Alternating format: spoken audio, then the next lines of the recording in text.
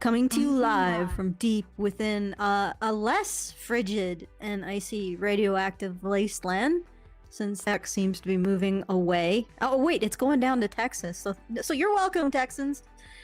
This is the we are the survivors of the alt-right apocalypse. Hey, I did it.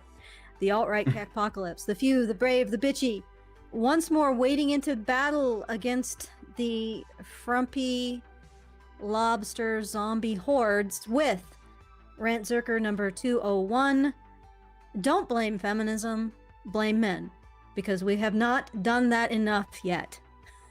I am your host of Allison, if you don't know, and also with me is Karen, who you probably do know, and Brian, who everyone yes should know.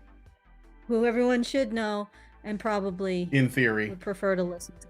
Yeah, would prefer to have Brian as the host. Okay, all right. So, you want to just start? Cause, yeah, I mean. Yeah, let's do it. We can just continue from where we left off. So she was about to play this clip of Michael Shermer talking to Helen somebody. Joyce. Helen Joyce, yes. Allison, are you trying to talk? Oh, I'm getting some weird. Yeah, I'm Allison's explicitly not trying to talk. That's why I'm muted. Yeah. Oh, when you mute, it makes a funny noise. Yeah. No, So- Man. Don't do it. gives me like some kind of. Yeah. Good lord. Okay, I may have to drop to just fix this technical difficulties that we're dealing with, but Yeah. I'll wait till this is done. I think I can mute on my. What is this? This is just like a random haunting of the system. Like, how are we supposed to foresee something like this? Oh yeah, it's just gonna make a noise whenever I mute. she mutes, just randomly. it's gonna Nothing go. has changed. Yeah, but nothing has changed. I'm saying, like, we did this how many times in the last couple weeks, and then still making a noise when I mute? Like, what happened? What changed? It's also crackling when you talk still. Oh God! All right, let us watch this, and I will go, and you guys can talk about. All right, I'm gonna play this. All right, I'm gonna play this clip. Obviously, I'm the fly in the ointment. Yeah. Okay, here we You're go. a real problem, Allison. Joyce she's in gone. conversation I was trying to with make her Michael. feel guilty before she left. Yeah. She'll be right back, I hope. Okay. All right, here we go. Shermer. You know who Matt Walsh is. He's a very conservative Catholic. He's somebody who's anti-abortion, he says feminism is the worst thing that's ever happened to Western civilization, etc., etc. And I don't think he What a ridiculous claim he made. I can't imagine how that could be as bad as every. I like how she says it like it's absolutely insane. Yeah. Like she's saying it like, can you believe this guy? He's a Catholic and he thinks feminism is terrible. Yeah, no, it's like it's just crazy talk, like, and it's like they never actually address the arguments. No. Or they take the most surface level argument. This is one of the things that I have, a bone to pick that I have with a lot of conservatives and stuff, is that they do actually attack the surface level of all of this stuff, right? Like, Yeah. They wait until it gets to the point where it's like, okay, everybody can notice now that this is crazy. They never noticed it back when it was already crazy, but just not as noticeable. Yes. So. Yes. Exactly. All right, let me see. Is Allison in here yet? She's not. I'm going to be on the lookout for that. Okay, let's play some more. Well, she kind of popped back in and then she fell back. Left out. again? Yeah. Okay. understands, in fact I'm certain he doesn't understand, that makes him part of the whole problem. Because the problem is that both conservatives like Matt Walsh and gender ideologues that he's mocking fairly, completely fairly, both believe that gender stereotypes and gender roles are inherent to what it is to be a woman. One side uses them to define. They are. Just because there are outliers and exceptions does not mean that a set of traits is not biologically driven. Like, this is what drives me freaking. Just because there are some men who are 5 feet tall does not mean that men are not taller than women. Yes. Like, this is the infuriating thing about these fucking so-called intellectuals, academics. Ooh, the exceptions and the outliers. Like, I'm gonna go back to what Demon Spawn said to me in those early days of Reddit. Okay. Who? He's Demon Spawn. That was his username, and he was one of the. He participated on R the Red Pill, R Men's Rights, like all kinds of places, and he and I got very friendly. And like when I met him in person in 2014 in St. Clair Shores, right? Like he was like, it's nice to meet you finally. And I was like, oh, who are you? And he's like, Demon Spawn. And I was like, I jumped up and hugged him because he was just like, he had just been such a fountain of thought and knowledge and like prompting me to like explore, right? But one of the things that he said was generalities exist. Of course. Believing that no one is an exception makes you a bigot. Believing that everyone is an exception makes you an idiot. These people are idiots.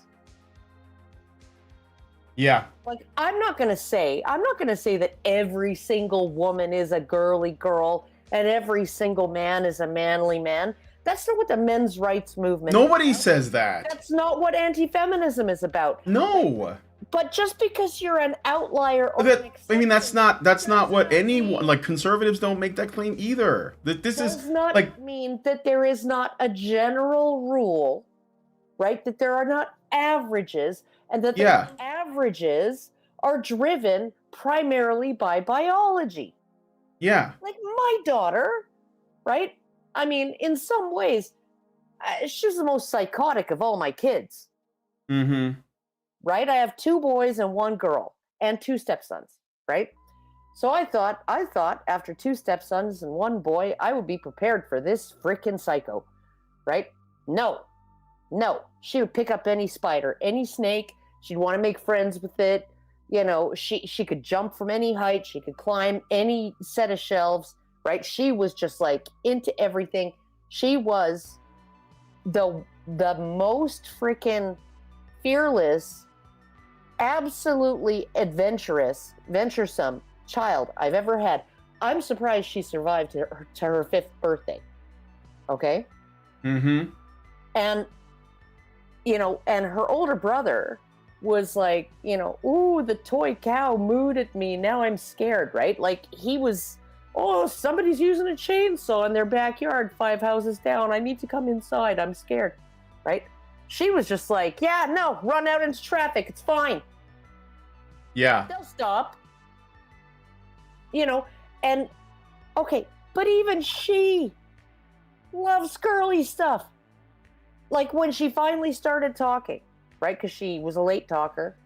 When she finally started talking and she could ask for toys, and she always happily played with Legos and Bionicles and toy cars and toy train tracks and all of that stuff and built things and all of that, right? And she was always happy with that, right? But when she was finally old enough to articulate what she wanted for her birthday or for Christmas, Polly Pockets and Bratz dolls and anything pink. Yeah. And I was just like, who the hell are you? I don't even know, right? But that doesn't mean that I mean, the fact that she was happy doing all of those crazy things, climbing trees, climbing rocks, lifting up rocks and finding crabs underneath and holding them and picking them up and stuff. And, and, ooh, look, a bear eating a dead fish on the beach, Mm-hmm. And I'm like, oh, we should probably get out of here. Throw the dog at the bear and let's run. Okay. Even though she was like that, it was like, she still got a lot of girly qualities. A lot of really girly qualities. And I'm just like, how can you say that that's not biological? How can you, like, neither of my sons and neither of my stepsons had any girly qualities. They had they had some qualities that are associated with femininity, like reservedness, shyness, reticence, a little bit of physical apprehension, right? Physical apprehension, like not quite confident climbing those monkey bars. They weren't like her, where it was like, yeah, it's only 10 feet up in the air. I can jump from here. Yeah. Right. Yeah. But I mean, they still didn't have, like, they didn't play with dolls, and they had no interest in that. And it's not like it wasn't available to them. And even when they had dolls per se, in the form of bionicles, they didn't play with them the way a girl would play with dolls. Hello? Oh, I think we got it. We got Allison. Okay, can I mute? Yeah, you can mute. That doesn't create horrible sounds? No. It didn't create anything horrible. Okay, so I had to change my browser. I had to restart everything. I had to start. I started in this browser several times, and apparently you have to have everything set up in your system's preferences before you go in. Otherwise, it won't let you it won't let you actually put it through the output you want. And then I had to find out that for whatever reason, Google Chrome didn't want to give this particular, even though I thought I said I gave it, give it access to the microphone. Yeah. Apparently it was like, no, you don't get permission. So it was a journey, but here I am. Yeah, I think it's because, again, like, I think if you're in Discord and then you enter this, it just, like, those, worlds are colliding, to quote George Costanza. I don't know. But it even had a problem when I opened it up in Google, and I didn't even have it open in Google before. I had it in Safari. Anyway, I want to test one thing before. Can you guys still hear me? Yes. But I'm You probably sound a little weird. You're a little muffled. sound a little weird. Muffled. Yeah, a bit weird. Yeah. Okay, let me see if this changes anything. How does this sound then? That's Thanks. Does it better. sound better? That's better? Okay. Now you're echoing. I'm echoing. Really? Well, you were for a second. Okay, how does this sound? So I probably... That's okay? Yeah. That it's better, seems right? all right. Wait, what? What I'm doing now is better. Yes. Yes. Much. Well, okay, much better. Yes. All right. I think I'm just honing in on the problem, as it were. Mhm. Okay. All I'm doing. All right, All so right. let's continue. All right, let me read a couple super chats while I got them real quick. Iggy Thunder says, "I'd buy the hell out of a Honey Badger plushie." That would be cool. Yeah, you guys should make those. And then we got one from Iggy Thunders again for $5. Thank you, Iggy. And he says, "A possum comedian tells a joke. I have a lot in common with Hitler. I also faked my death and didn't get into art school." So thank you, Iggy Thunders. That's very cool. Very it's dry humor, but it's still humor. So okay.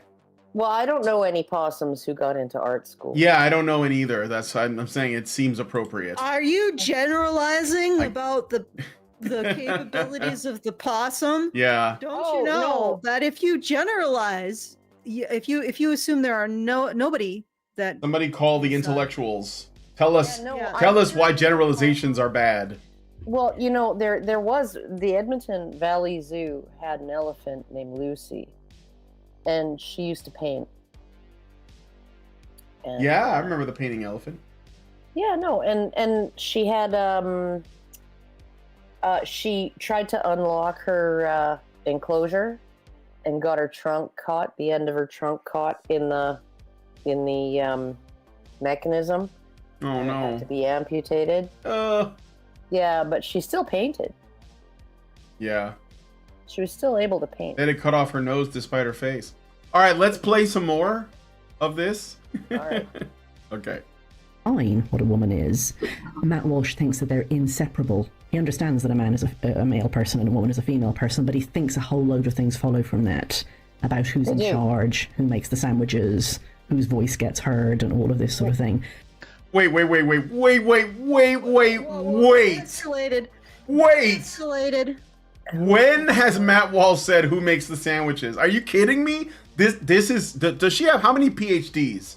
Well, How many PhDs does it take for you to infer when a man says women are women and men are men, that means women are inferior and should be making sandwiches? How many PhDs does it take for you to get to that point? No, Brian. I think what she's going with is women's preferences, and honestly, when you look at the types of outside of the house work that they choose, what do? They do house cleaning. They make sandwiches. They make sandwiches. They serve food to people. They put food in front of people at a table. They do clerical work and administrative tasks like keeping track of appointments and stuff like that. They nurse. Right? They nurse. They basically do all the shit that women tend to do at home with their families. On their own schedule. On their own schedule with their families. Like I, as a wife and mother, right? I did some driving around. I did some arranging of appointments. I did some teaching. I did some nursing. I did some clerical and administrative work. I did some, soothing of boo-boos and child rearing and sandwich making and cooking and serving meals, right? And that's what I did when I was at home. I was like every career that women dominate 90 to 95%. Yep. Can I just point out the incredible escalation here? Like, women are supposed to make sandwiches, unsourced. Only make sandwiches. Only make sandwiches. Men are in control and women aren't heard. Okay. Men in control does not mean women aren't heard, because there's this little thing in the Bible that says that a husband is the head of the wife as Christ was the head of the church, but he is responsible for sacrificing for her as Christ sacrificed for the church. So what men are in control of is taking care of women. Do you think that means women aren't heard? Yeah, I know. It's ridiculous. Like that. This is the thing that this is where you got to nail them to the wall. Feminists have this conjecture, which they don't want to admit to, because if they do, it can be falsifiable. I mean, it's not just that feminism hasn't presented anything falsifiable. It's that they actively avoid that because they don't want to be held to any kind of standard. How dare, right? But they have this conjecture that men in power equals women oppressed. But you can falsify that fairly easily, because you can look at all of the situations. Okay, men are in power. Is the situation for women worse than the situation for men?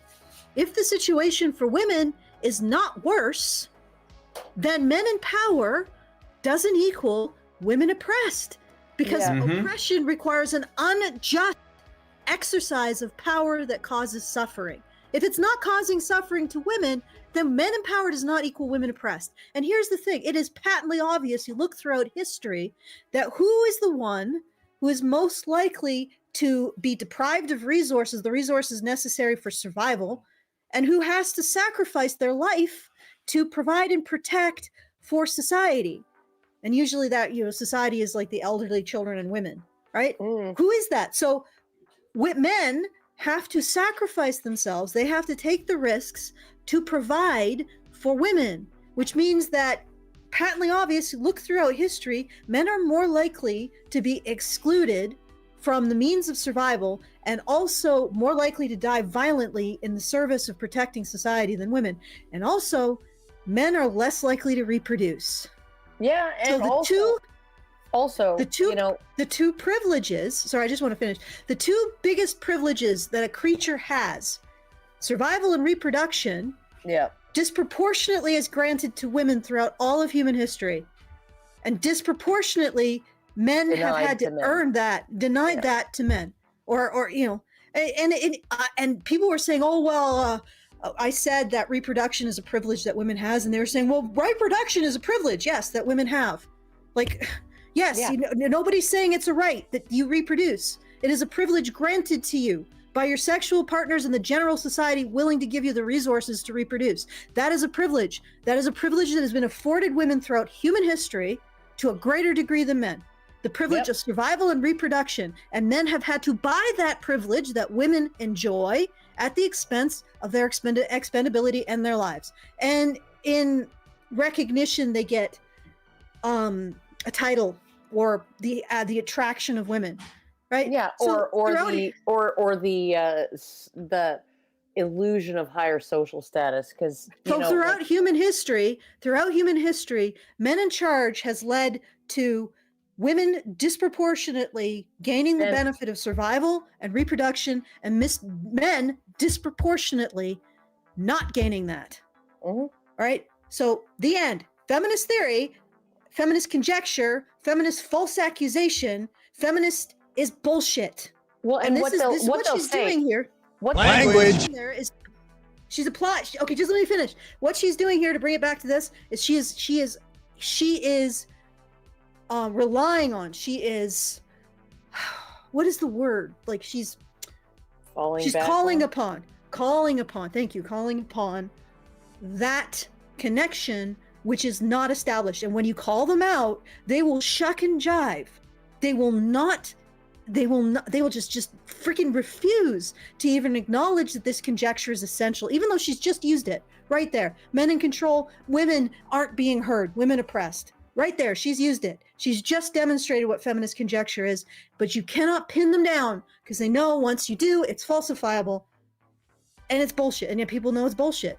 Well, it's the baby mills and the sandwich mines, and it's like, I'm sorry, and they'll say, oh, having to give birth is not a privilege, and it's like, yeah, it actually is. I've done it 3 times, and it was a lot of women throughout excruciating. history wish they could have had that privilege instead of dying in birth. It was fucking excruciating. Yeah, Language. It wasn't pleasant. Okay, Brian, I'm gonna have to ask you Okay. to, or I'm gonna come down there to wherever you are in fucking Virginia or whatever, and break your fingers. All right. Do not chastise Yesterday, me about my language. Anyway, Okay. but basically, having children of your own is a privilege. It's a little more work in terms of the creating of the baby, the gestating and the birthing of the baby. It's a little more work for women than it is for men, right? But, okay, the men make up for that because what are they doing, right? They're supporting and protecting and providing for us while we're doing that task, right? It's called supporting your wife and kids, right? And so these feminists, they're like, oh, women were always stuck in the support role. How can you say that when we literally use the phrase supporting your wife and kids? Right? And how can you say being able to reproduce is not a privilege when all women virtually want to do it? Like, you literally, all you have to do is look at women in their 30s. They've all got frickin' baby rabies. About 95% of women, this is states consistent, have wanted to have children. The UN even calls it a human right, which I wouldn't go that far. It's not, but because you need another human. But what my overall point is that those are the two privileges. Survival and reproduction are the two privileges that every creature on this planet strives for. Reproduction that's the name of the whole fucking game, right? Michael Shermer, okay? The only traits that survive evolution are the ones that are carried through to the future through reproduction. Reproduction is the entire fucking game. That is the brass ring. That's the only game that is being played.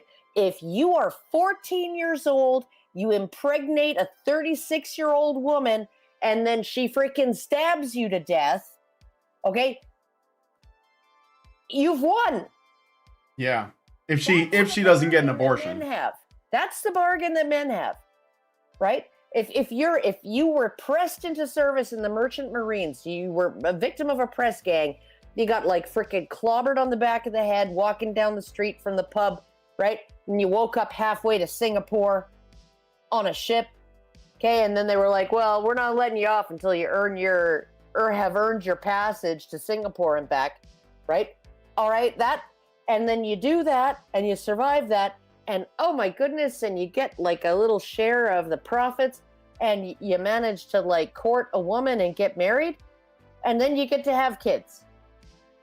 Yeah, but the overall point is that the two privileges that every creature Are on this planet is survival trying, and survival and reproduction. reproduction, which women have disproportionately enjoyed, while men have enjoyed more death, violent death, and considerably less reproduction. Oh, and more violent death, or death through misfortune or misadventure, death before they even got a shot at the brass ring, right? And I remember, the thing. yeah, that's yes, even the shot at the brass ring. You remember that whole Margaret Atwood, men are afraid of women humiliating them, and women are afraid of men killing them. Yeah, Yeah. well, No, that's because you know that if you didn't get raped, some other more worthy man could have impregnated you, right? Well, that's not where I was going. I was going to go to this. The reason why men are more afraid of humiliation is because if they're afraid of being killed by a woman, they're called a coward, and then they are ejected from the social group, which leads to their death. Okay? So it's like we put these provisions on men, these expectations, these social expectations on men that men are terrified of violating, because they know there is very little wiggle room between them not being able to uphold their expectations and being shoved onto an ice floe to die, or be in front of some cannon or in front of the machine guns to die, or just in front of a firing squad. See, and I'm listening to my husband right now in the kitchen. He's in the kitchen, and he's opening a new pack of chocolate chips, and you know, the one brand that he can eat. And I know he's like torn the bag in such a way that Chips are gonna fall everywhere. Yeah, they're gonna like be shitting themselves out of that bag. Yep. And I'm thinking of cashing in on his life insurance. He's got $500,000 worth. Oh my God! Well, if we know if he disappears, Yeah, no, you'll know where to look. I'll know where to look.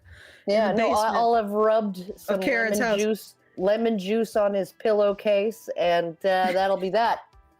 Can we play some more? Yes, Yeah. let's Play some more of the video, okay? Because I gotta leave at 5:45 at the absolute latest, Okay. and it's snowing in Virginia, and people around here don't know how to handle it. They go crazy. So, all right, Oh. Yeah, it's like let's play. Victoria. Are we clear so far? These are the rigid sex roles that Matt and the commenters I've shown approve of. Conservatives like them choose to believe that they arise naturally from men and women's innate qualities. The logical Oh, for the love of conclusion shut then- up! Shut up! Arose Shut up. naturally. And okay, blessed be the sandwich makers. Okay. Blessed be the weavers. Okay, can I just? No. Blessed be the sandwich makers. The majority of cooks that I've worked with in the restaurant industry are men, because it's a very Okay. high stress job. When you are working on the line, putting food together for maybe 200 people every night, right? It's a high stress job. Women really don't like that. They don't like it. And it's not just high stress. It's extremely uncomfortable. You get covered in burns. You get cuts. You go home covered in sweat and frickin' and oil splatters and all Have of you that noticed? stuff, right? Have you noticed So something? blessed be the fucking sandwich makers, because most of them are men. Okay, have you noticed something? Now, you say that women go out into the workforce and basically do the same jobs they would have done at home. But the thing is that in the past, those jobs would have been done by women, and that in conjunction with childcare. And what it seems like is that feminists are what they're really complaining about in a lot of ways is that the work that they now have available to them is incompatible with childcare in many cases, at least the ones that reproduce. The rest just hate men. But Unless anyway, you stay at home, and you can do that. And if you have realistic expectations. okay, what I'm saying is that for most of human history, the work that women did, they could do at home while engaging in childcare. That changed during the Industrial Revolution completely, right? And then we end up with this domestic sphere that doesn't actually produce anything. It just consumes. And I can understand that, that's frustrating, Betty Friedan. It's like you feel useless. You don't feel like you have a strong impact on the welfare of your society, which is a new feeling for women in like the 60s and between the beginning of the Industrial Revolution to the end.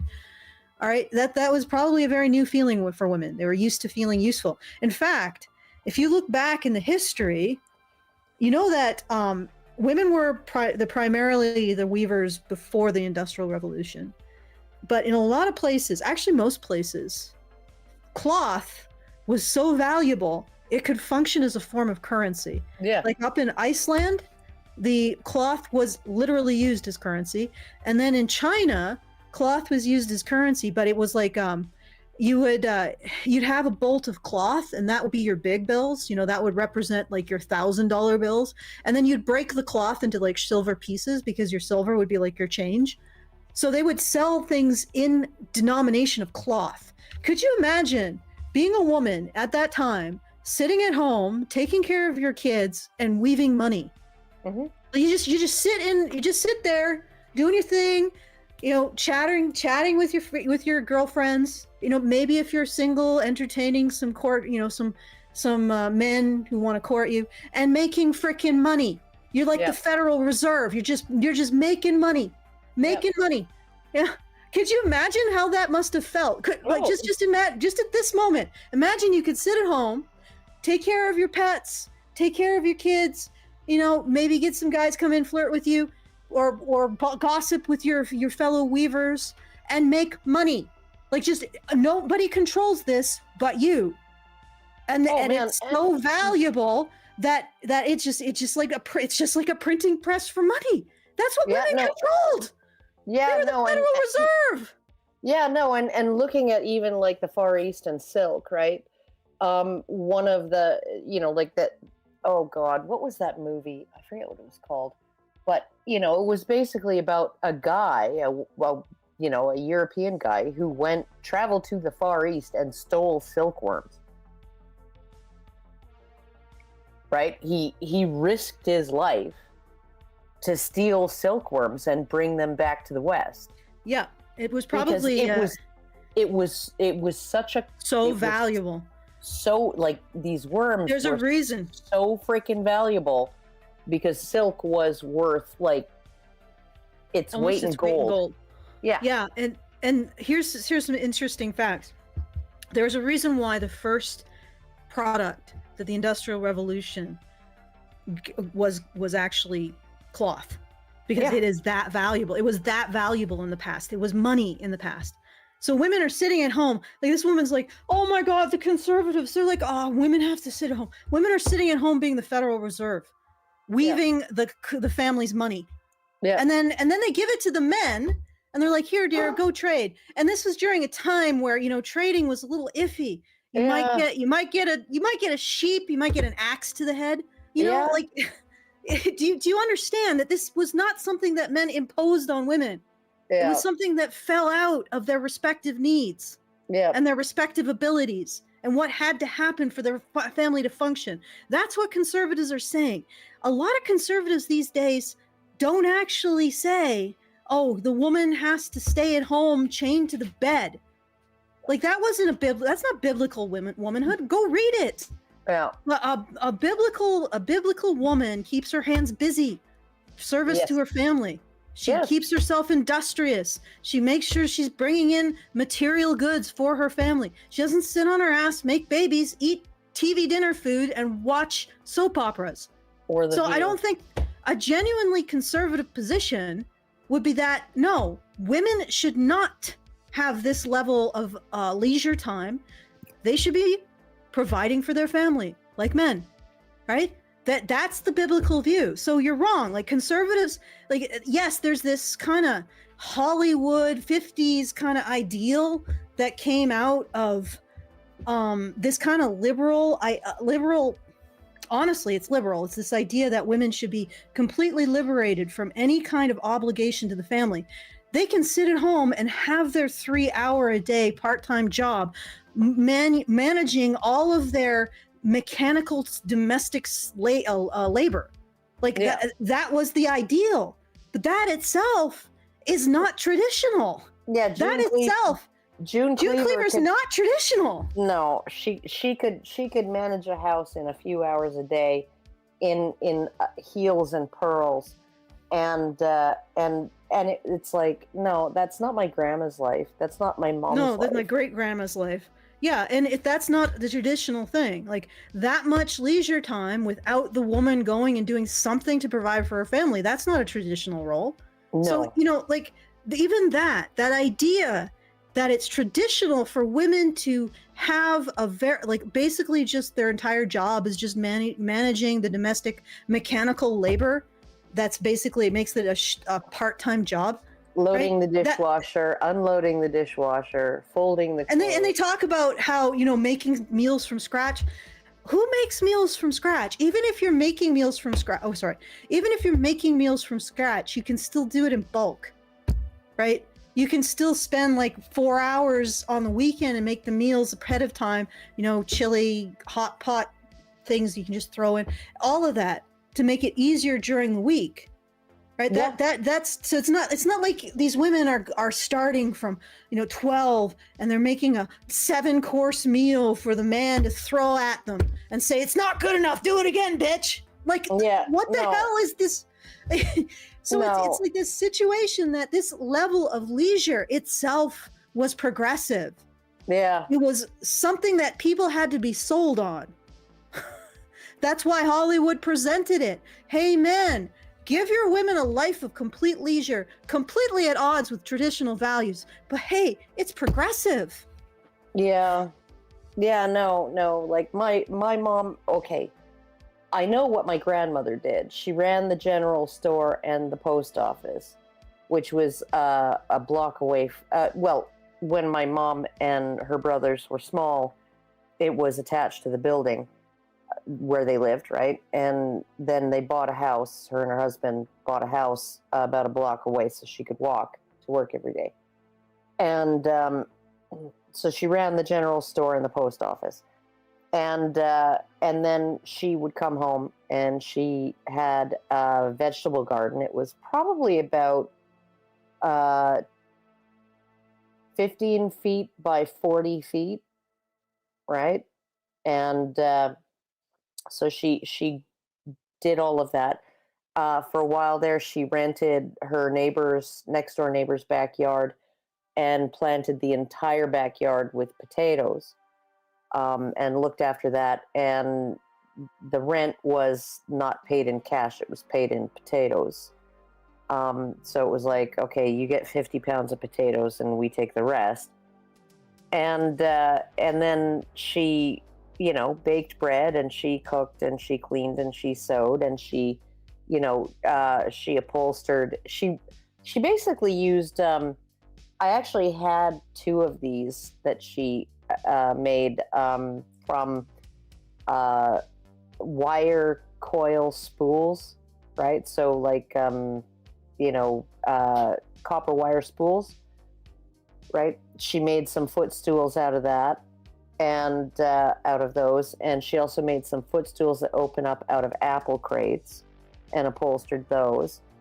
And, like she was always busy. She would read a romance novel for about 20 minutes every afternoon. And then she would lie down for 20 minutes I don't know what she was doing. Don't ask. Probably would depend on the romance novel. And you know, and her husband was, in the winter, he was walking a rural mail route. Okay. And in the summer, he was paving roads. And in the summer here in Edmonton, the daylight lasts 16 hours a day. And you're working, if you're a road crew, you're working sun up to sundown, right? You're working dawn to dusk. So, and then he would come home and she would have a pan of water with Epsom salts, warm water with Epsom salts in front of his chair for him to soak his feet, because it was that bad, right? His work was that grueling. And she died a millionaire. Okay. Should we continue? But this is how she lived. This is what she did. She was productive every second of every day, except that 40 minutes, 20 minutes to read a romance novel, 20 minutes to do something in the bedroom. Don't ask me what. So. Yeah. Yeah. Should we play some more, Allison? I'm gonna play some more. All right. Sorry, my doggo. My dog alerted us to the presence of deer across the road.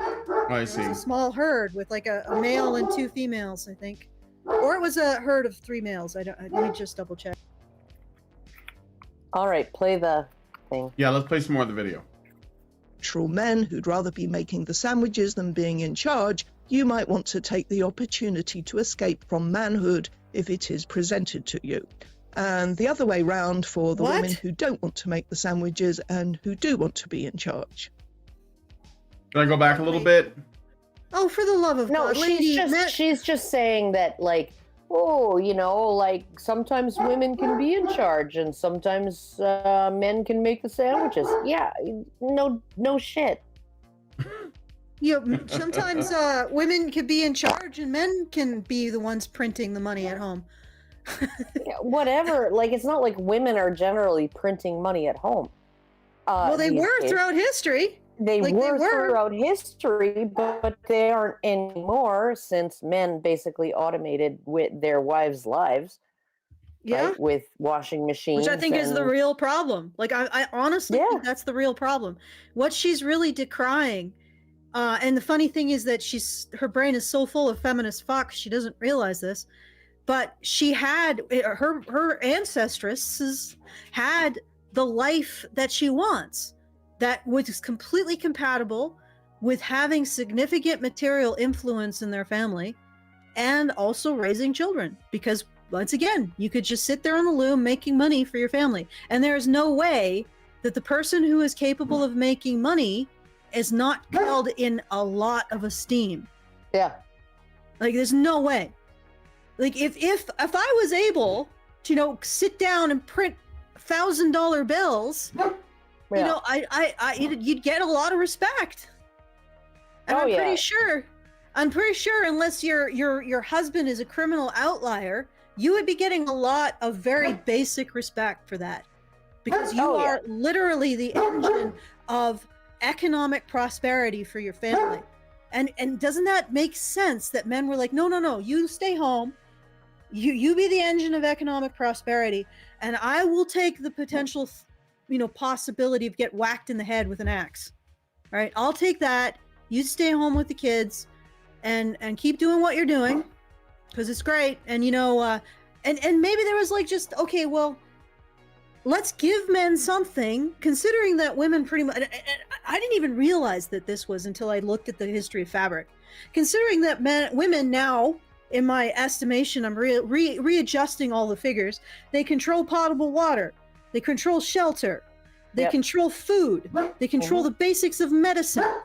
They usually also control a lot of the storytelling. So like the media of a family. Yep. And certainly they control what's woven into tapestries, what's considered to be epic stuff that men will be remembered for generations in their families. They control that. And now they control the money. Yeah. Are you fucking kidding me? At this point, I'm like, no wonder the women were like, yeah, you know, why don't you represent me in the courts? You know, why don't you represent me at the community gatherings? You know, and you can go to war, and you can also do the trading, and we'll say you're the head of the household. How about that? Yeah. You know, like what? Why not? When you're sitting there on the throne, being having beneficence or like a recognition that maybe men deserve to have some kind of recognition for what they do. Yeah. You know, when you control all of that. Yeah. Yeah. No. And when I look at like my own situation, it's my husband would be very upset if I did not engage in something societally productive. Right? If I just was just sitting on my ass watching The View or whatever, or watching cartoons or all that, I don't need to earn money to make him happy. I just need to do things that are meaningful. Not let your ass turn into a pair of cottage cheese ass cheeks. I mean, sorry, not let your brain turn into an ass. Fatty ass. Well, you know, like I go out and I make comments and I post blogs and I try and get attention for the things that I believe need to be talked about. Most of which these days are these infernal thingies that... Yes, these infernal thingies. This infernal bullshit that this society is telling itself. Well, no, the infernal medical procedures. Oh, right. The medical products. But it's like I've spent years, right, looking into all of this, and and I talk about them whenever I have an opportunity. Yeah. And it's just like, because even though it doesn't pay anything, right? It's important. I can wake some people up. Yeah. And maybe I'll get the attention of some experts who don't actually, because expertise is so compartmentalized right now. Right? Yeah. Mm-hmm. So it's like you literally have professionals, right? Medical professionals who have no idea. They just don't know. They don't know other people's research. But yeah, so that's like really critical stuff to... It's basically, it's sort of like what they were doing during the Victorian era, that women might not have had jobs, or married women might not have had jobs outside of the home, but they still had effectively jobs in these organizations to assist people or to put on community events and stuff like that.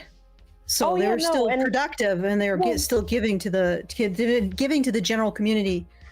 Or even like if you look at duchesses or the female, like the lady, she was expected to help the peasants, assist them with like medical stuff and any kind of needs that they had. Even the anti-suffragettes, they basically argued against female suffrage, because one of the reasons was because, well, partisan politics is a nasty, dirty business, right? And we engage in community level charity, which requires us lobbying our politicians for funds, right, for orphans and widows and things like that. And if we had to choose between one party or the other, right, our profits would be cut in half, right? But because we are nonpartisan, right, we get support from both parties. Okay, and you know, actually, when you put it like that, intersectionality seems like just another extension of the charity work of Victorian, upper class Victorian ladies, if you think about it. Mm. Yeah, sure. Yeah, so all of these pet projects, these purse puppies, they're basically the same thing as what women did in the past. Like the funny thing is that this woman is saying, "Oh, conservatives want to take away all our gains." I'm like, you're still doing exactly what women did before. Yeah. Congratulations, except you're just bitchier about it. Yeah, and you chose the wrong freaking charity. Yeah. Yeah. Okay, let's watch a little bit. All right, let's continue down this rabbit hole. Sorry. I see what you did there. No, I did. I know it's just it was a slip of the tongue. I didn't mean it. It's not what I was going for at all.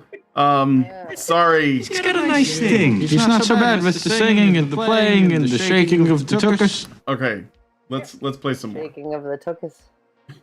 It was not feminists, by the way, who experimented with what were once upon a time called sex change surgeries or who introduced cross-sex hormones. It was male doctors following the rigid and conservative belief that there is only one way to be a man and only one way to be a woman, and anyone who didn't naturally feel that way, the way they were supposed to as a man or a woman, there was something wrong with them. Did you catch that? Yes. What she did there? Did you see how she said it wasn't feminists, it was men? Yeah, it was men. It wasn't feminists, it was men, because men can't be feminists, because men are not feminists. Conservatives. You see, it was conservatives that pursued... Conservatives and... But she conflates conservatives with men as well. Oh, Men are conservatives to her. Good That's her language. catch. Good catch. Good catch. Yeah.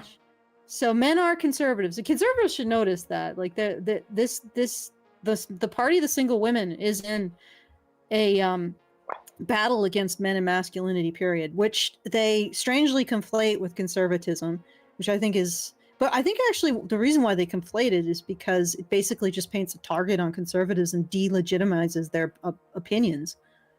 Like you can say, well, conservatives are men, therefore we don't have to listen to them. Or conservatives are the masculine opinion, regardless if that's true or not. Therefore we don't have to listen to them. Because, everything bad is labeled after men. And everything good is labeled after women. Somebody said that in the Red Pill.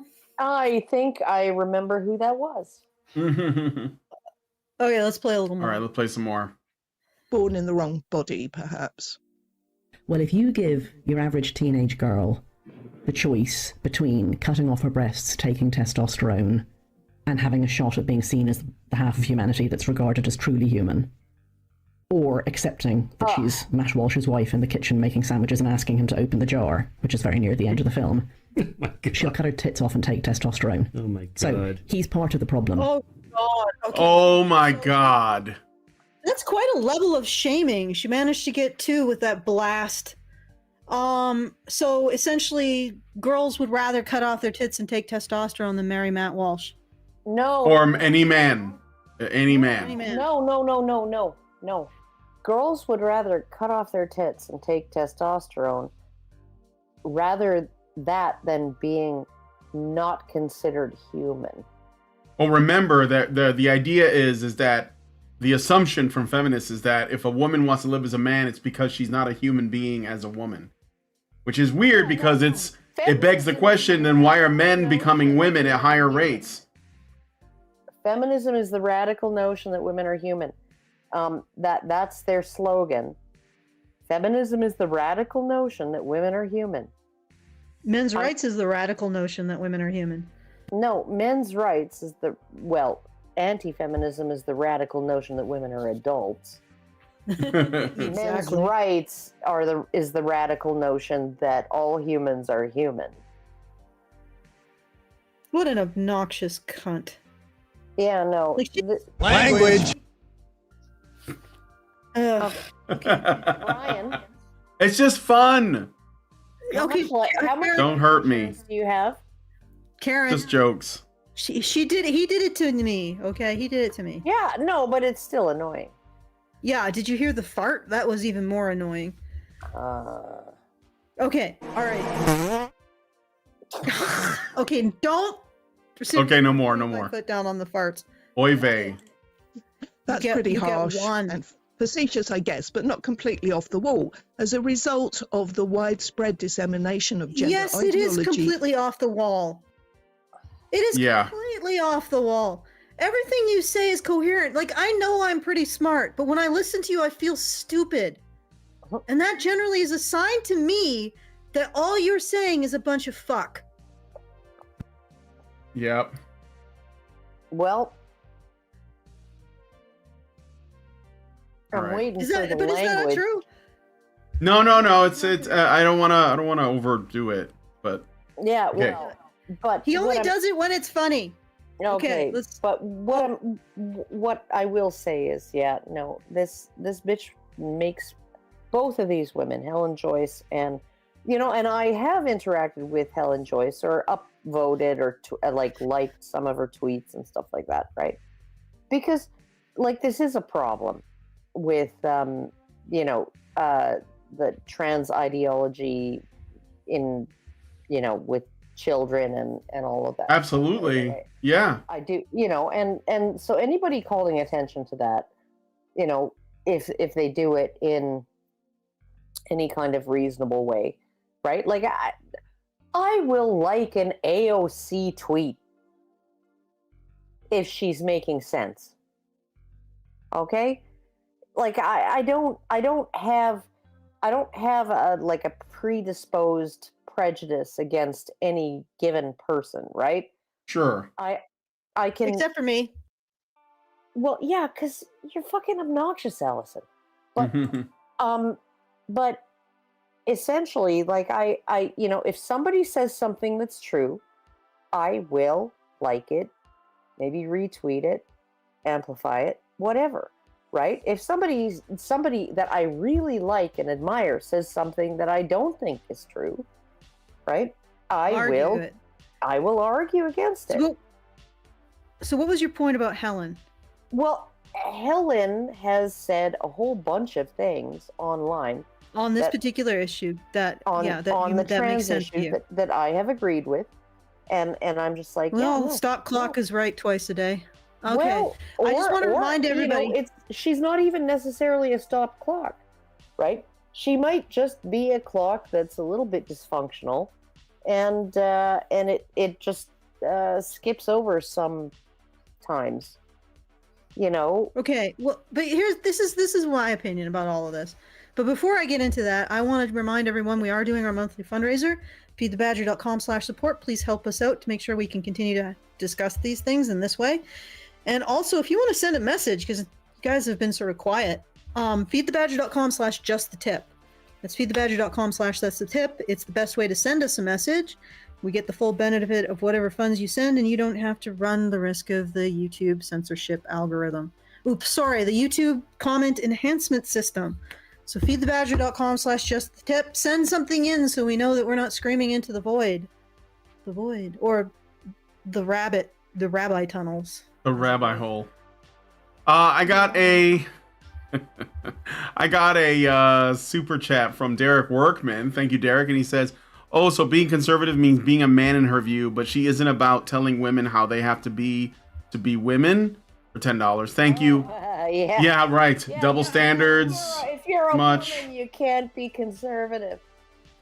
Well, apparently not. Well, of course not. That means you're a gender If you're traitor. conservative, you're. I don't think these conflations are accidental. I think this is all purposeful. It's all part of the, casting men, casting heterosexual men, specifically casting in a black category, and you basically make associations that create like emotional, instinctual reactions in people because they've been trained to hear a word like conservative or man or white or whatever, and they're just supposed to have a negative reaction. Like it's just a negative reaction right off the bat. That's why they can just say so and so is conservative, and they don't have to add anything else. No context, no reasoning, nothing. Just this is the label we've put on this person. You don't have to know what they believe because all of this comes with the baggage that we've already applied. What's interesting is that she's dismissing conservative by calling it masculine. But the thing that I wanted to say is, in defense of what she's saying, she may be right that this kind of intersectional stuff is not as much within feminism, but it is within women's unexamined instincts, which Mhm. feminism unleashed politically. Yes. Okay, like that's you. This is women want to have a monolithic infant class to advocate for. They want causes, piteous causes to help, which is not like it's not necessarily a bad thing, but this is definitely a thing that women do, and it's something that they do when they have power. So instead of appealing to governments and private individuals to pay for their charity causes, they're forcing the taxpayer at point blank.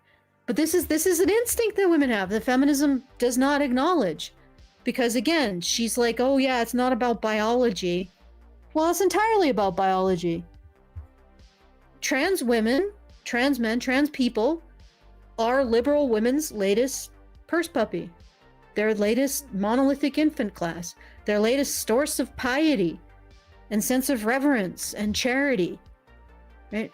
This is how they express their agency in the world, is to advocate for people that they regard as fragile and incapable, right? To advocate for them and to save them, because that's what women do. They take care of things that are fragile. They're called infants. And when you put them in those kind of big political positions, what do? They search for political groups or groups of whatever that they can save, and take care of, like an infant. You know, and this is, unfortunately, if that's not directly the fault of feminism, because let's face it, feminism pretty much is like women first, foremost, you know, like women always, forever first, never anything else besides women. Always women, back to women, look at women. Women need more, you know, and 100% isn't enough. It should be 110, even if that's impossible. That's feminism. Women first and only. So, but feminism has allowed the unexamined female instinct to take care of monolithic infant classes or monolithic victim classes, you know, and here we are. Trans rights, yay. Yeah. Okay. All right, let's play some more. Hey, we're getting to the end of this. You know that? We're getting close. I'm Yeah. gonna have to go. I'm gonna have to go in about half an hour. So. That's good, because that's when I gotta go too. Girls now have the opportunity At least that. to escape, as The they latest. see it, the horrors of womanhood, and unscrupulous surgeons have the chance to make a fast buck. So everyone's Well, happy. you've told them that womanhood is horrible. Yeah, right. Like, where did they get the idea that being a woman is horrible? You told them that womanhood is horrible. You told them that gender roles are horrible. You told them that gender roles are oppression, right? You told them that no matter how well they fit in, okay, these girls that don't fit in to the female gender roles, right? You've told them that no matter how well they fit in, they will always be less than a man. Okay? And then they have these unscrupulous doctors and surgeons who are like, well, you know, we can fix that for you.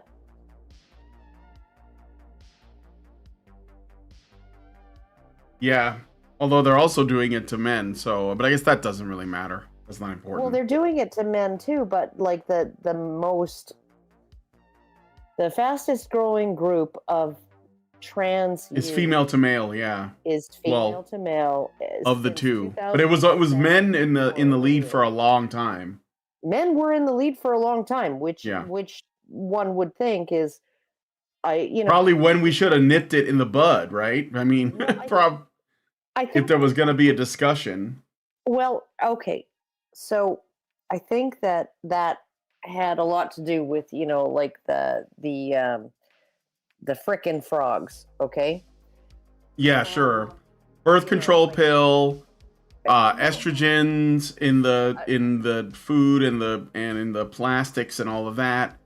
Yeah, phytoestrogens, Yeah.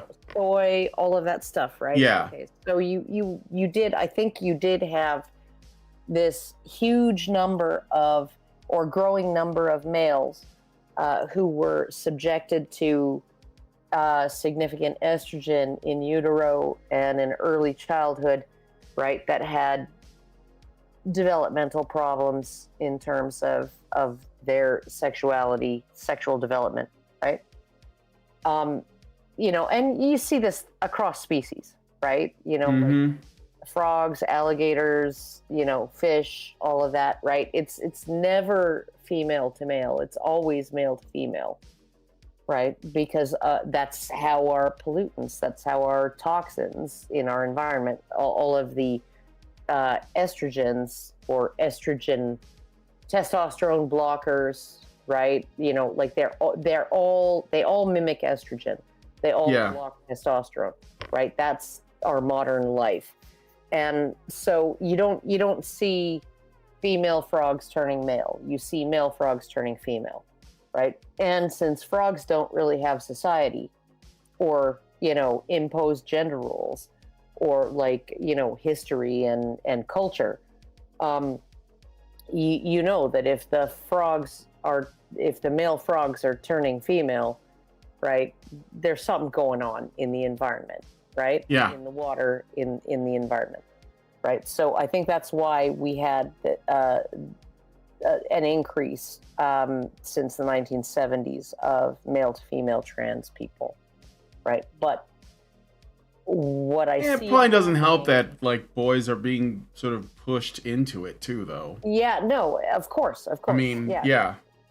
But I think that with young women, right, it is primarily a social contagion. These are young women who are on the autism spectrum. They might have anxiety or depression or whatever. They have underlying psychological conditions, and they don't fit in well with their female counterparts, their peers, their same age peers, and they're being sold a bill of goods. And so it's, you know, and males, this is the problem too with males, right? Male to female, is that if you just let them go through puberty, right? Yeah, they will get a surge of testosterone.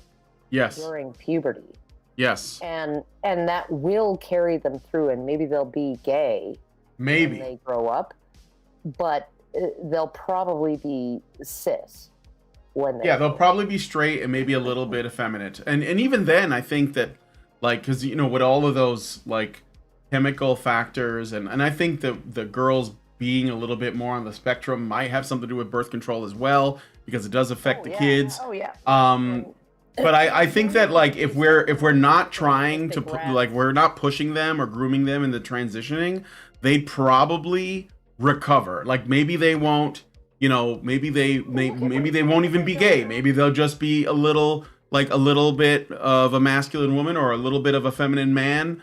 But like nobody's putting labels. Nobody's saying that they're not men or women, that they can't like live a full life, you know, as whatever they are, and there's room for that. I think there's plenty of space for that. I think that feminists are you know, the feminists, whether they're the TERFs or the intersectionals, they have a gender essentialist lens that they push everything through.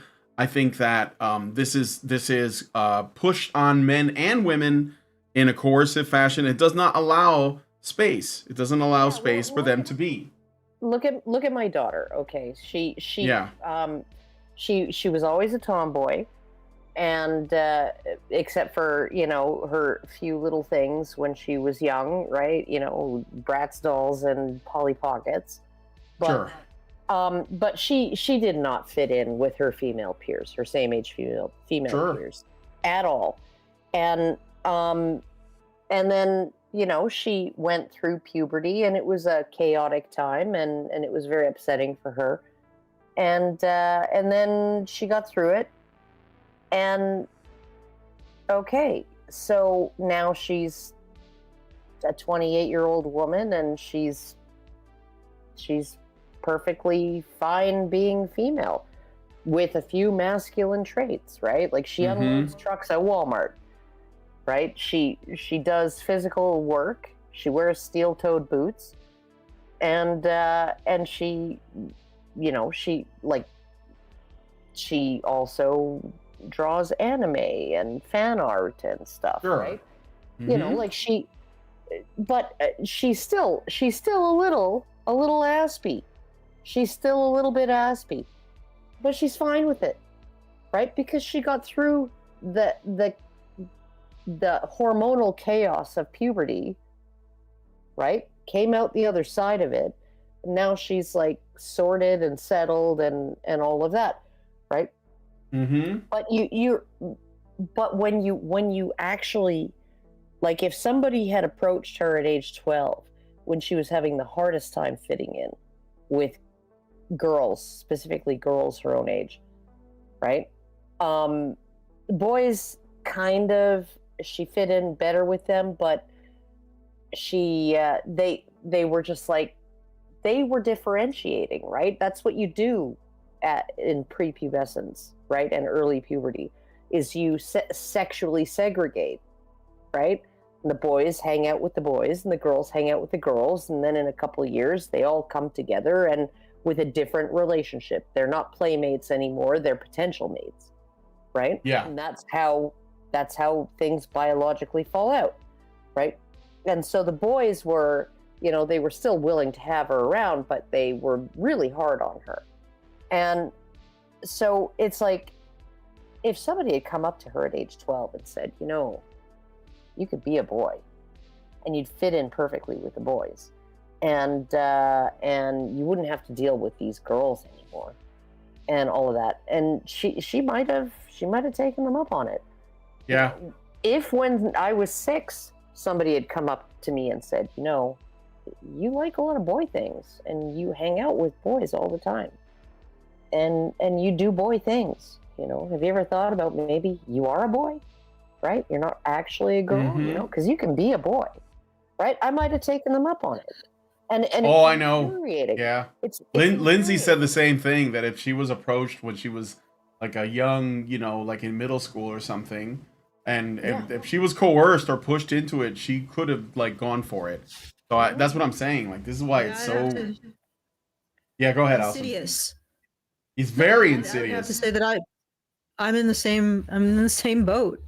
Like, if somebody had convinced me that this would solve my problems, I might have done it. Yeah. I'm glad. Especially if you were really young, right? Yeah. Luckily, I grew up during a time where, you know, this was not this very was prevalent. not a thing.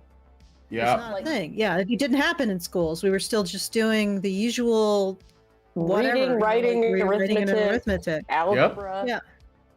Yeah. All right. But okay, let's keep going. I got a super chow. I want to read it. I want to try something. I got this text-to-speech thing. Let's see how it sounds. And then if it's shit, then I'll just read it.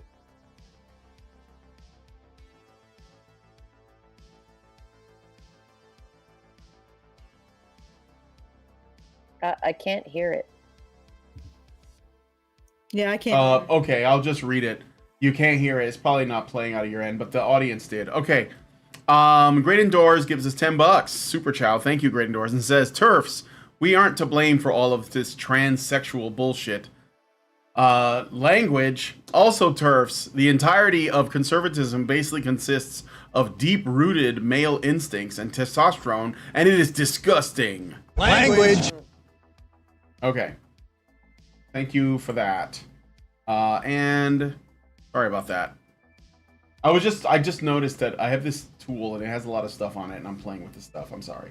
Okay. Yeah. Let's get back. They would say that, you know, conservatism is just a belief system that men have because men's roles are only a means by which they gain power over women, or some crap. Yeah. Like they basically just make mouth noises until they beat you into submission.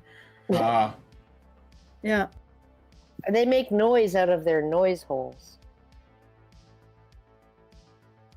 Let's go, Brian. All right, I'm going to play more of the video. Here we go. Not anymore. That's interesting, Helen. You're saying that rigid gender roles, as you would describe them, give rise to trans ideology. She didn't say that. She said the problem that you are part of is the belief that gender stereotypes and gender roles are inherent to what it is to be a woman or a man, and this is a belief shared by conservatives like you and by gender ideologues. Okay, lady, if you think that what makes a woman or a man is socialized, then trans women are women.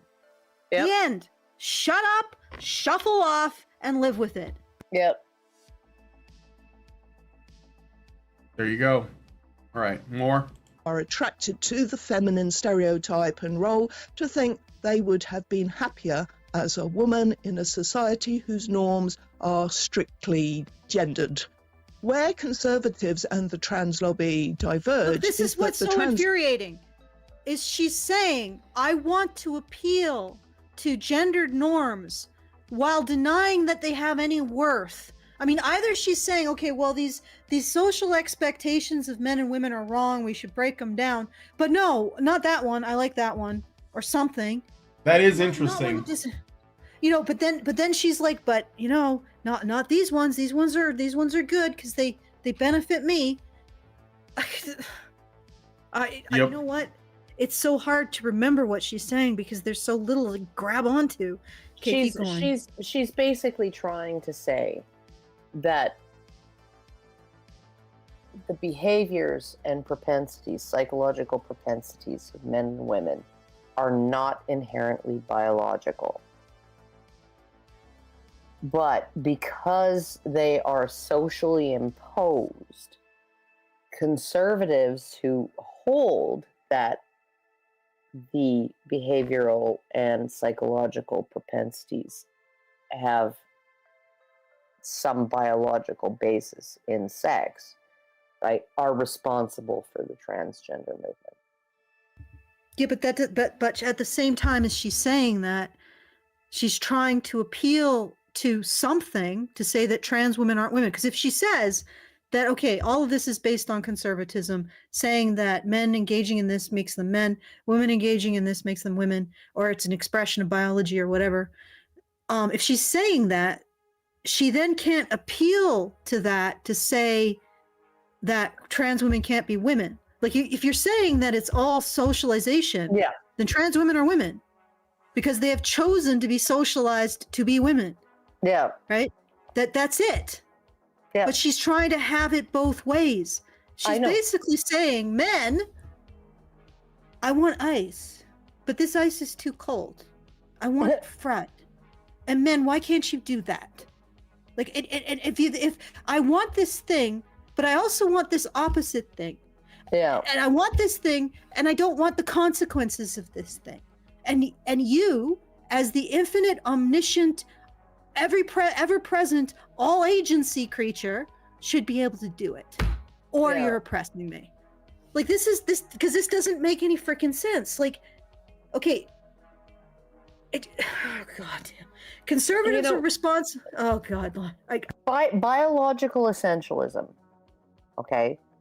Biological essentialism is not like all women behave this way naturally because of biology and all men behave that way naturally because of biology. Right? No, that's not what it is. Not? It just acknowledges that biology plays a role in more than our reproductive organs. Okay? Like, biology doesn't end at the neck. Okay? Right. It continues from the neck up. That's all it says. It doesn't disallow outliers and exceptions. It doesn't disallow people who defy the norms. It doesn't disallow anything, right? Some people, when they have a boo-boo and they take Tylenol, it doesn't work. But for most people, it does. Yeah. Because it's biological. I know, but my point is that she's wanting both ways. Yeah. She wants sex to be or gender roles to be biological, and she wants No, whatever. She wants sex to be biological. Right? Essentially, what she's doing is she has stolen a cookie from the cookie jar, right? And she's been caught, and she's essentially blamed it on someone who wasn't even in the house. Yeah. And her rationale for why is because I don't want to be punished for this. Like she's saying, oh, but he must have just, like, the conservatives, they're just somehow responsible for this. You know, and she keeps reiterating that. Yeah. And it's like, but they're responsible for the very thing that would have. Oh God, I'm sorry. This woman is like the reverse of a magic eye. The more you stare at her, the less She you wants understand. she basically wants to define all of the terms, and then she expects us to constantly like change our perspective based on how she's redefined things. Like she moves the goalposts a little bit here and there, you know. Oh, here and there. Yeah, all over the place. Yeah, I know.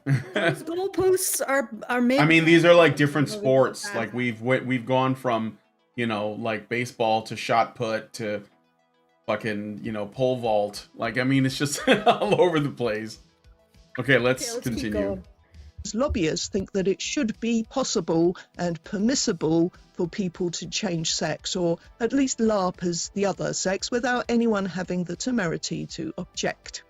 But that fundamental belief in gender stereotypes and roles is challenged by feminists who are actually pretty relaxed with femininity in men and masculinity in women and think there's nothing wrong with it.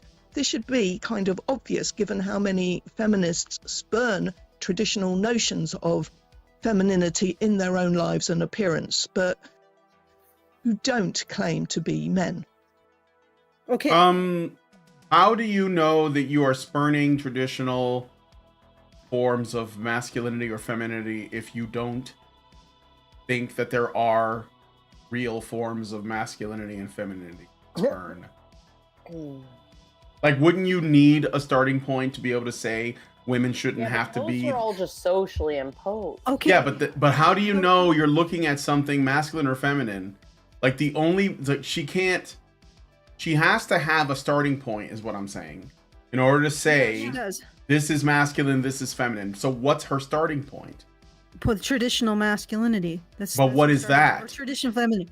I don't know, whatever conservatives advocate for, whatever that is. But no, I don't think it is what conservatives advocate for. I think conservatives generally allow for women to be a little masculine and for men to be a little feminine. I think that she's created. I think I've got it now. Okay. I think I've got it. All right, so it's conservatives who are saying that men are men because they engage in these activities, and women are women because they engage in these activities. And she's saying that men are not women because they engage in women's activities, and women are not men because they engage in men's activities. But here's the thing, to bring in what Brian is saying, how do you know that believing yourself to be a woman or a man is not also socialized? Yeah. Because feminism basically calls masculinity the masculine ideology, which means that they don't see it as as a emergent phenomenon of being in a male body.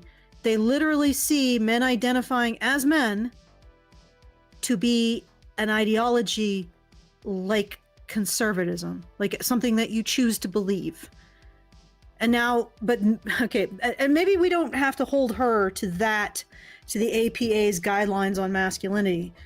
But on the other hand, like, I don't think that conservatives, they do think that gender roles are an expression of biology. They do not think that men and women can become the other sex, period. Right. Yeah. So you're pinning something on them that doesn't exist. Like, Money is not a conservative because he thinks that he can socialize a boy into thinking that he is a girl, which he was wrong. All right? No, he's not. He's definitely not. You know, like, the worst that you can blame on conservatives is they will try and make their boys conform to masculine norms and try and make their girls conform to feminine norms. That's, you know, regardless of how those children are as individuals, right? That's the worst that you can pin on conservatives. And it doesn't always work. And I think that conservatives have, over the last probably 50 years or so, realized that, well, that doesn't always work, right? It's just, there are gonna be some women. There's gonna be masculine women and there's gonna be feminine men. We like, I think that they've understood that. But they're still men. They're still women, and they're still men. And so it's like, I don't understand this idea that this is conservative. You know, like, be more ladylike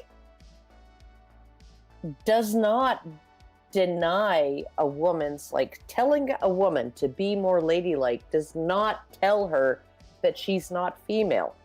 Right.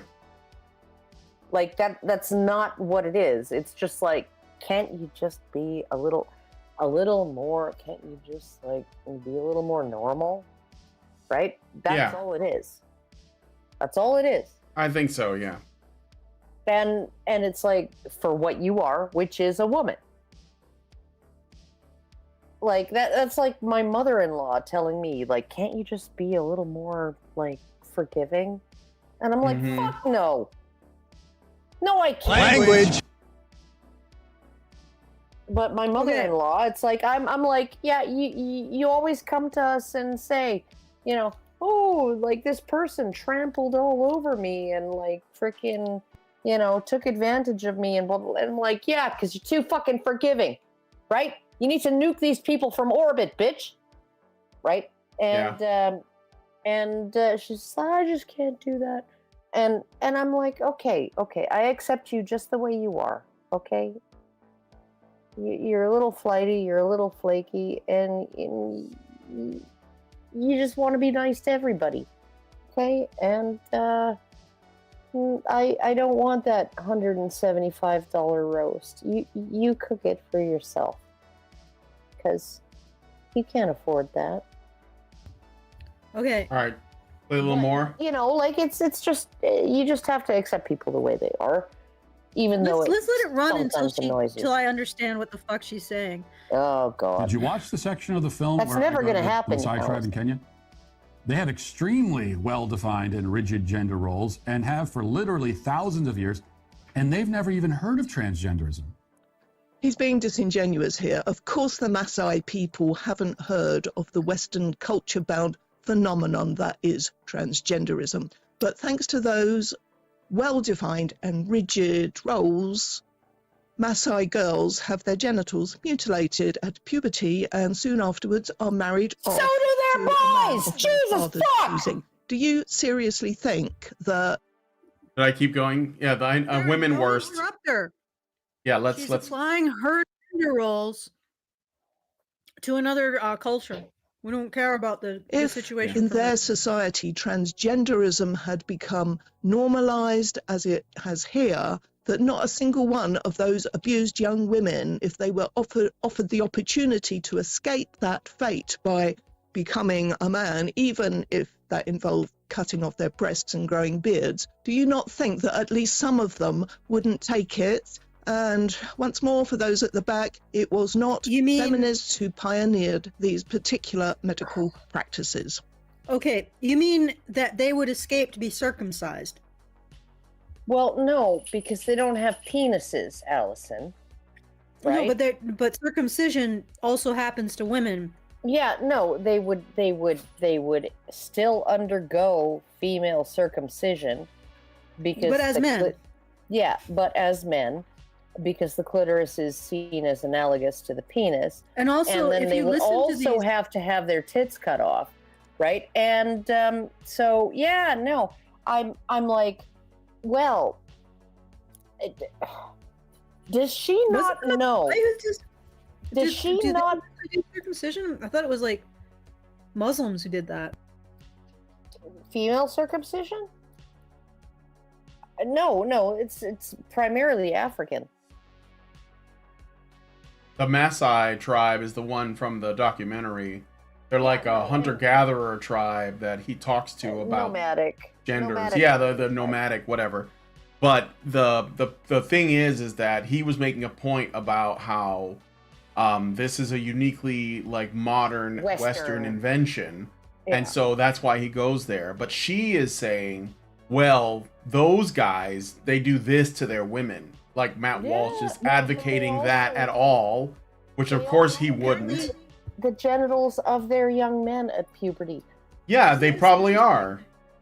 No, but listen, I just looked this up. Isn't this interesting? She says that young Maasai woman would eagerly become a man in order to escape circumcision, and yet it's now less common for Maasai women to undergo circumcision.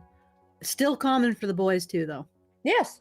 Yeah, no shit. course. I mean, And obviously they do it she's not going to say that because she doesn't know about it, because she doesn't care about what happens to the Maasai boys. They do it at puberty, and they do it without anesthetic and without clean tools.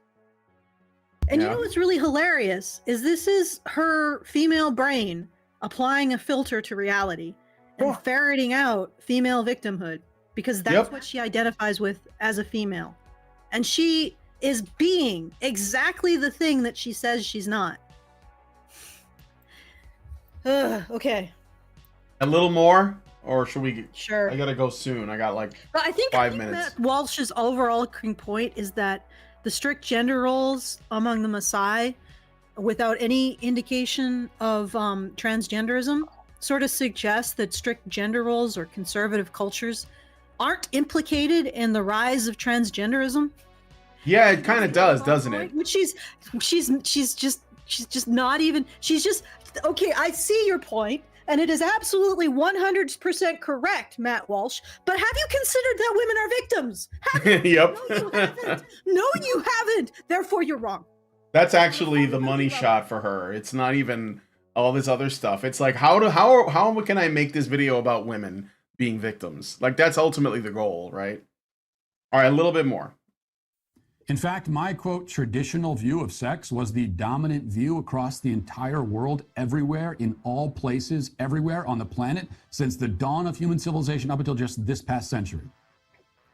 And yet for thousands and thousands and thousands of years, traditional gender roles never led to any woman cutting her breasts off in an attempt to identify as a man.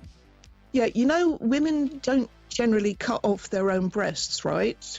What is happening nowadays is that young women are seeking this treatment from professional surgeons who can do it safely and offer it as part of so-called gender affirmation, which has become available as a result of both modern surgical techniques and the normalization of the idea that women can become men. If I choose to have a nose job, if I choose to, I don't know,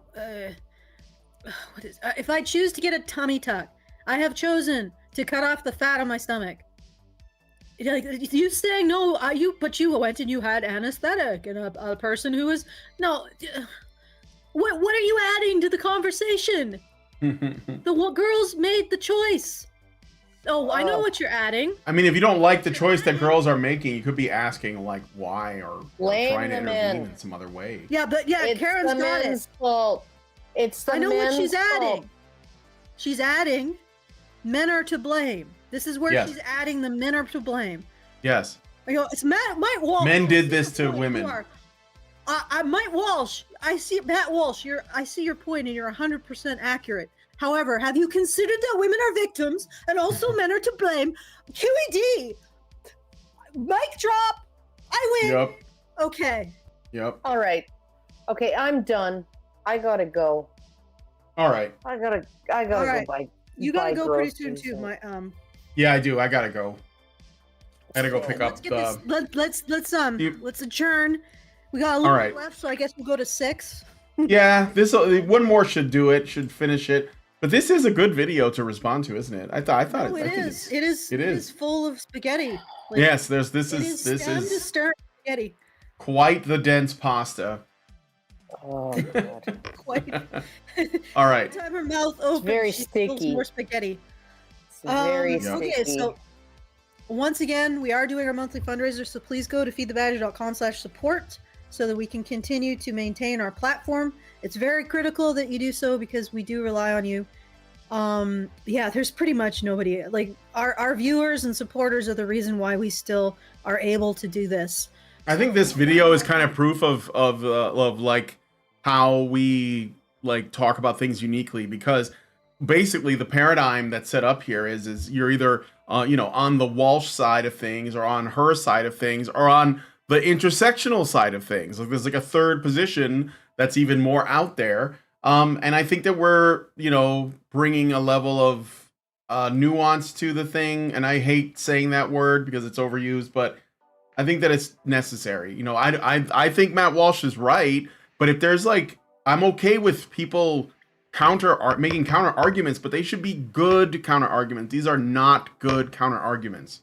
That's what I'm saying. The problem is that the two sides do a lot of, but women are victims and men are to blame. Yeah. And, you know, side B says, but women are victims and men are to blame. And we're the side that says, but wait, what if women aren't victims and men aren't to blame? Yeah, what if? Considered that. What a wild concept. What a wild concept. Like, just not, we don't even have to really, we can just put our toe in that water and just think about it.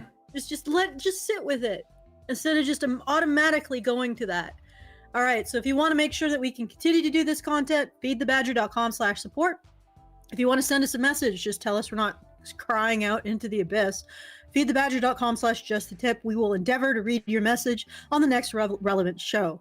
So feedthebadger.com/support to support the show.